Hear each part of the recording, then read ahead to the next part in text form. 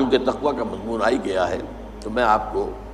ایک بہت پیارا واقعہ سنا دیتا ہوں کہ تقویٰ کی تعریف کیا ہے۔ اس پر حضرت عمر رضی اللہ تعالیٰ عنہ کی مجلس شورا میں کوئی بحث چھڑ گئی، تقویٰ کسے کہتے ہیں، ہاؤ ٹو ڈیفائن تقویٰ، تقویٰ کی ایک جامع و معنی تعریف کیا ہوگی۔ اب بہت سے صحابہ نے اپنے اپنی رائے دی، حضرت ابی بن کعب رضی اللہ تعالی عنہ وہ خاموش بیٹھے رہے، اور یہ وہ صحابی ہیں جن کے بارے میں حضور کی حدیث یہ ہے اقرأہم ابی بن کعب، میرے صحابہ میں قرآن کا سب سے بڑا عالم اور قاری جو ہے وہ ابی بن کعب ہے۔ تو حضرت عمر نے کہا بھائی آپ نے کچھ نہیں بتایا، آپ بتائیں تقویٰ کسے کہتے ہیں۔ اس پر انہوں نے کہا امیر المومنین، اگر کسی شخص کو کسی خاردار جنگل میں سے گزرنا پڑے، اوپر جھاڑیاں ہیں، کانٹوں دار ہیں، درخت ہیں، نیچے لمبی لمبی گھاس ہے، کوئی پگڈنڈی بھی بنی ہوئی نہیں ہے کہ جو راستہ نظر آ رہا ہو، کیا پتہ کہیں گھاس کے اندر کوئی سانپ کنڈلی مارے بیٹھا اور آپ کا پاؤں اس پر پڑ جائے۔ اور آپ کو معلوم ہے امیزن کا طاس اور کانگو کا طاس جو ہے، یہ جو دنیا میں جو سب سے زیادہ گھنے جنگل ہیں افریقہ میں اور ایک ساؤتھ امریکہ میں، ان میں تو سانپ اوپر سے بھی لٹکے ہوئے ہوتے، درختوں سے شاخوں سے لٹکے ہوئے بھی۔ اب کسی کو گزرنا ہو تو کس طرح پھونک پھونک کر قدم رکھے،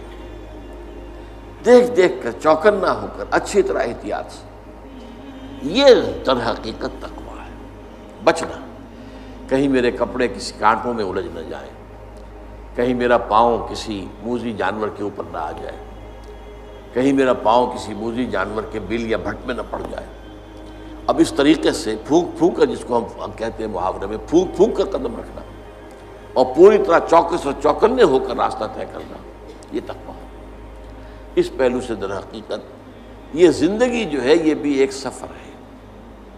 جس کے لیے حدیث ہے حضور کی، کن فی الدنیا کانک غریب و عابر سبیل،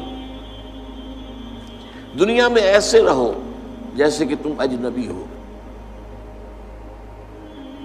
یہ بہت قابل غور ہے معاملہ۔ اصل میں ہم دیکھتے ہیں عام لوگوں کی دلچسپیاں کیا ہیں، عام لوگ کدھر بھاگ رہے ہیں، کدھر دوڑ رہے ہیں، سب کو دنیا کی پڑی ہوئی ہے، بہتر سے بہتر مکان، عالیشان سے عالیشان محل، نئی سے نئی کار، اعلیٰ سے اعلیٰ کار۔ اس میں ایک آدمی جو ہے جو حق پر چلنے والا ہو اور جس نے اپنے آپ کو دین کے لیے وقف کر دیا، وہ اپنے آپ کو اجنبی پائے گا۔ میری سوچ اور ہے، ان کی اور، انہیں دنیا کسی اور چیز کی ہے، مجھے فکر کوئی اور دامن کی ہے، تو اجنبی، وہ اپنے آپ کو اس ماحول میں اجنبی پائے گا۔ کن فی الدنیا کانک غریب او عابر سبیل، یہ ایسے رہو جیسے کہ راستہ گزرنے والا ہوتا ہے، اسے راستے سے کوئی پیار نہیں ہوتا، اصل میں تو منزل ہے جہاں پہنچنا ہے، اسے راستہ اس منزل تک پہنچانے کا ذریعہ ہے۔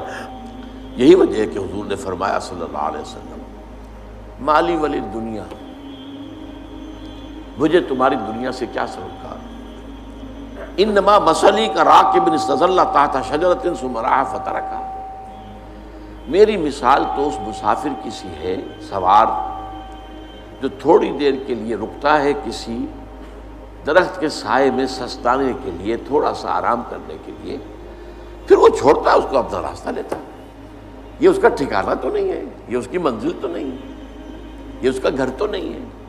یہاں اسے رہنا تو نہیں ہے۔ تو ٹھیک ہے، دنیا کا درخت کا ایک سایہ تم پر بھی چھت کا ایک سایہ ہو جائے، بہت غنیمت ہے،